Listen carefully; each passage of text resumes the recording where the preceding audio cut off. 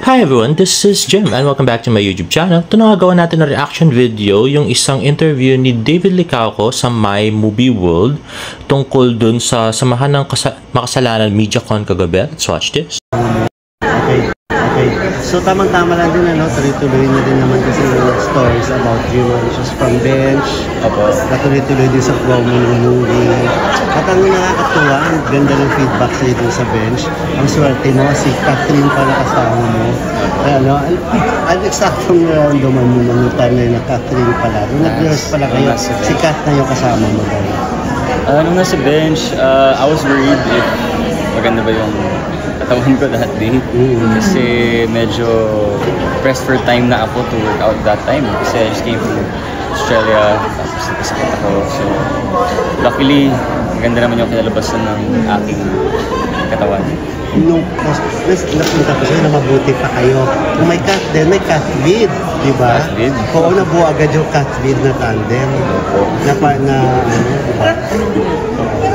Kasi sinabi mo, kasi diba sinabi mo naman before, David, sa past interviews na gusto mo siya makasama sa movie.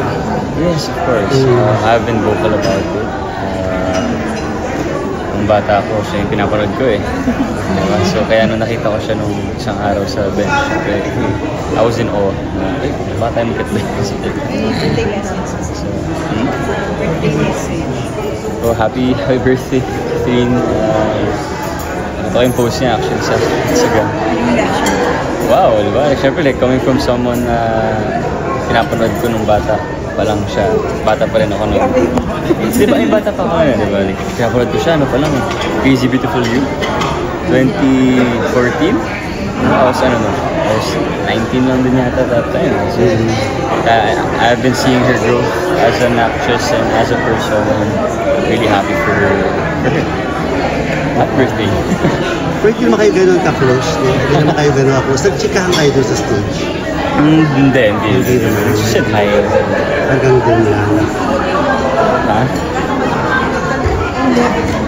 Sabi mo yung kilig. Wala, hindi naman. Ano lang. Happy lang. Ayun na nga guys. So, sinabi nga ni David na hi lang. She said hi. Tapos wala namang masyadong chikahan na nangyari doon sa stage sa kanilang dalawa ni Catherine. So mukha lang marami silang pinag-usapan. Pero hi lang pala yun. At saka sinabi kung kinikilig siya kay Catherine. Hindi naman daw, sabi niya. Ba't may kinikilig? So parang fanboy moments lang yun nangyari. Kasi ka-idol niya nga si Kat. Pero wala namang kilig. Pinabulaanan na ni David. David, sa PMPC, nabanggit di ba ni Barbie sa speech niya na parang dinescribe niya as unexpected blessing ka daw. Ano yung yung reaction? Ano na-feel mo nung sinabi ni Barbie? Natouch ako, syempre. Working with her the past 2 years have been a blessing of mine. And I'm just really happy for her growth as an actress, as an individual. You see her now, working out, jogging na siya. She's been going to cafes, reading books. It just means na she is focused on herself, which is really good. Right? Siyempre kapag tayo kaka-break na natin, hindi naman talaga yung dapat natin gawin. So really happy for her. In fairness kay David, monitor niya lahat yung ginagawa ni Barbie. Pati yung jogging, pati yung reading books, pati yung going to cafes. Pero parang naging seryoso siya bigla nung si Barbie na yung question, no? Hindi katulad yung kay Catherine medyo medyo chill-chill lang. Pero nung kay Barbie medyo naging seryoso. Pero doon ako sa I'm really happy for her. Talaga nakasmile na siya doon. Plans na ba na parang let's jog together? Inayin nila ako sa Nuvali. Aware ka? So yun na nga, niyaya pa lang siya sa Nuvali. Oo nga, hindi pa siya sumasama. Ba't di pa kaya siya sumama, mag-jogging? Para mas masaya tayo. Pulang araw kas nandun, no? Si S lang wala. Ang saya yun. Si Dustin kasi yung pinaka-close ko. Everyday ko siya kausap. Oo nga, sa TikTok. Yeah, everyday kami magkausap literally. So, syempre, big adjustment for me na wala siya. Diba? So, everyday kami siya kasama eh. Lahat ng sikreto ko, alam niya. Lahat ng sikreto niya, alam niya. Ayun pala. So, kung gusto nating malaman mga sikreto ni D, kay Dustin Yu pala. Si Dustin nyo pala dapat ang sinosource mo. Grabe. David, nabalik tayo sa Barda rin. Tapos na yung 3-month rule sa inyo after the breakup. So ano na, hanggang doon pa rin ba ang status ngayon ni Barbie? Yung possibility na doon marami sa mga fans niyo na umaasa na sana kayo na. Wala bang feelings talaga na nila? I am aware of, yun na nga, yung nag-push sa amin kahit naman noon pa.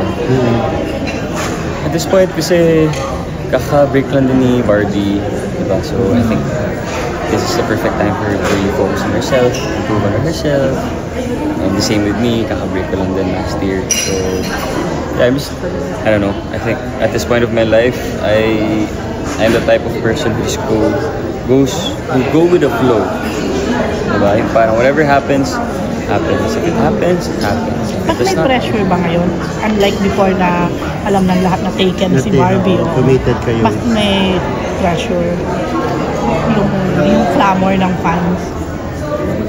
To a certain degree, siguro. Diba? I think everybody naman, kapag pinupush ka on something, even if you like it, whether you like it or you don't like it, you will feel pressured. But for me, I've been in the industry for quite some time now, and I understand naman na lahat ng tao ay may gusto. Diba? So we just have to respect what they want. And yeah, at the end of the day, still up to me, still up to whoever. Ayun na nga guys, so medyo seryoso na si David nung tinanong na yung mga tungkol nga kung bakit di pa siya nanliligaw, mga ganyan. At talagang pinag-isipan niya yung mga sagot niya. In all fairness sa kanya, napaka-safe, hindi ma-offend si Barbie at hindi rin ma-offend yung fans. Pero nagbago, ano nabago ba sa pagtingin mo kay Barbie? Yung single na siya? Wala naman. Ganun pa rin naman. I mean, definitely Or mas naging close kayo lang? Mas naging close kami definitely. Hindi syempre, syempre. You go out, Ayun na nga, mas naging close daw sila ni Barbie. Tapos syempre, o diba, napaisip siya. Napaisip, tapos tumigil, o diba? Ayaw niya mag-overshare. Ano nga kaya ang status nila, no? Kunwari wala tayong alam. go out with her, or lumalabas ba kayong dalawa? Hindi pa. Hindi ka ba sumasama pagka nagra-run sila? Eventually. Oh, kasi in-invite ka naman. In-invite nila ako. I've been really busy kasi with Ayun naman pala, may eventually naman pala. So, ibig sabihin, just need to wait for a few more days. So, sana mga days lang nga yung hintayin natin. At sasama din si David sa sa jogging. Sana, di ba? Ang saya kaya nun, pag nakikita mo sila kasama mag-jogging. Si Alden, di ba na? One big happy family. Can't wait for that day. Grabe. Asaya nun. with everything talaga eh. So hindi ko, parang wala pa sa priority ko yung medyo mag-have fun.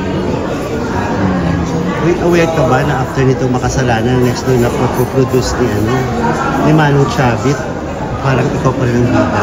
Ano po? Aware ka ba doon na after nitong makasalanan, ang next na produce ni Manong Chavit ay parang ikaw pa rin yata ang bida? Wow. Hindi ko po. Hindi mo pa alam. Hindi ko po. Thank you ha. Ni Sanya from Pulang Araw. Kaya ginawa ayaw pinagsama dito sa movie. Hindi naman kami tandem ni Sanya sa Pulang Araw. Ay, Barbie.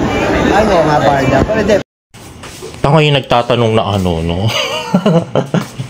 Sa kay David, Sanya daw, tsaka si David tandem. Ngayon lang dito sa pelikula ko to, no? Now, this is an interview about Miss Catherine Bernardo. Let's watch this. Catherine, gulat ako syempre. Growing up, si Catherine yung someone na I really looked up to. Watch all her movies with Daniel Padilla. I'm a fan. And now na, I've been seeing mga write-ups about us. Kinikilig ka rin doon, diba? Kahit naman sino.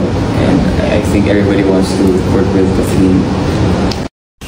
Ay wow, in fairness nga, yun, maganda yung pagka-explain ni David na lahat nga naman ng kahit sino naman gustong maka-work si Catherine Bernardo At syempre kinikilig, gaya ng iba, sabi niya gano'n. So, ang maganda dito, hindi siya kinikilig doon sa interview. So, mukhang safe tayo guys kay Catherine tsaka kay David.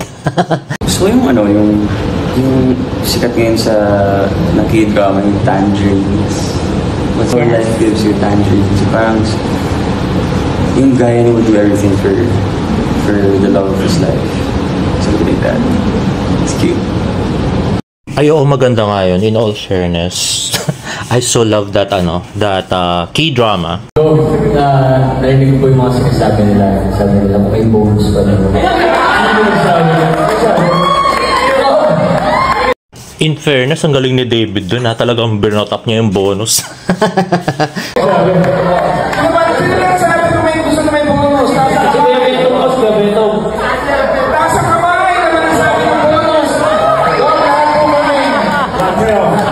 Okay, tulangan mo sila. Uy,